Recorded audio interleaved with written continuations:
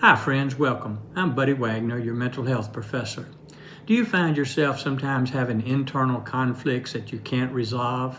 If so, you've come to the right place. Today I want to share with you a technique, the empty chair technique, to help you resolve an internal conflict that you might have. So let's assume, for as an example, let's suppose that you're having a conflict about whether to ask your boss for a raise or not.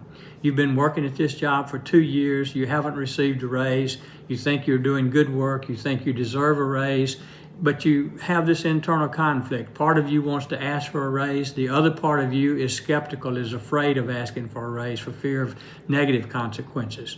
So let's work with this and see how it works out. So take two chairs, put them facing each other, and then sit in chair one, and as the one who wants to ask for a raise, you might say to your skeptical side, I think it's time for me to get a raise. I want to ask my boss for a raise. I've been working here for 2 years. I've done good work. He praises me and tells me what good work I'm doing. So I think I deserve a raise. I want to ask him for a raise. And then move to the other chair, the negative side, and from that side you might say something like, well, I agree that you probably deserve a raise, but I don't know about asking your boss for a raise. I mean, what if there's negative consequences to that? What if he fires you? What if he says, no, I'm not giving you a raise and I don't want you here anymore? Or what if he puts it off even more because you've asked for it? And maybe he was planning to give you a raise in a couple of months, but now he's not going to because you've asked for one. So I just think there's some negative consequences that can happen. And then move back to the positive side and say, well, I know there are a possibility of negative consequences, but he's always praising me. He always tells me what a good job I'm doing.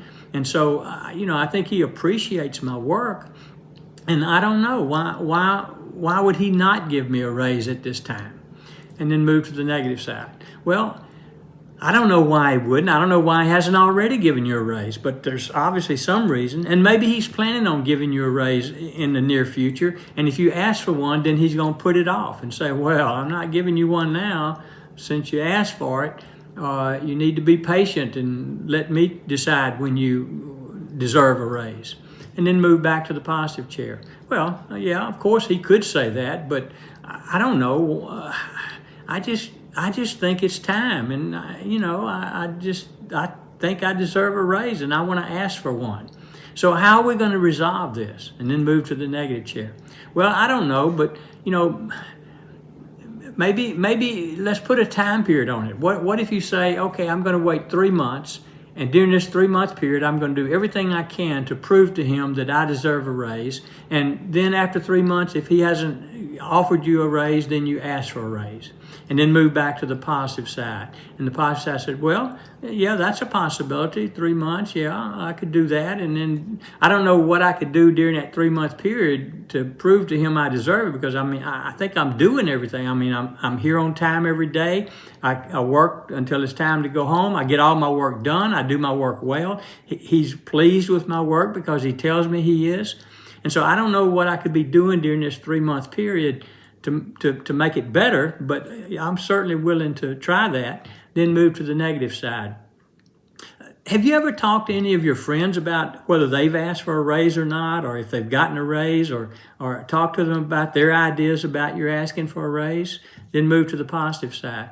No, I haven't talked with anyone. It's just been this internal dialogue that I'm doing. But I've never asked anyone else about how they get a raise or if they've ever asked for a raise. And I suppose I could do that, and find out, get some suggestions, some possibilities, then move to the negative side.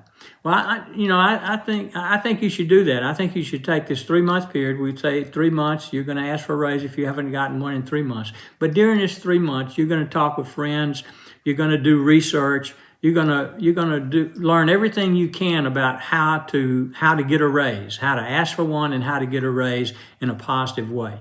And so I think that might work. And then move back to the positive side. Okay, that's what I'm going to do. Give it 3 months, but during this 3-month period, I'm going to talk to people. I'm going to research. I'm going to learn everything I can about how to effectively ask for a raise. And then in 3 months, if I haven't received a raise, I'm going to go to my boss and ask him for one. Now, that's an example of what you might do. And I hope this has been helpful for you. If so, please hit the like button and the subscribe button. And if you know someone who could use this information, please share it with them. I'm Buddy Wagner, your mental health professor, wishing you the best of mental health.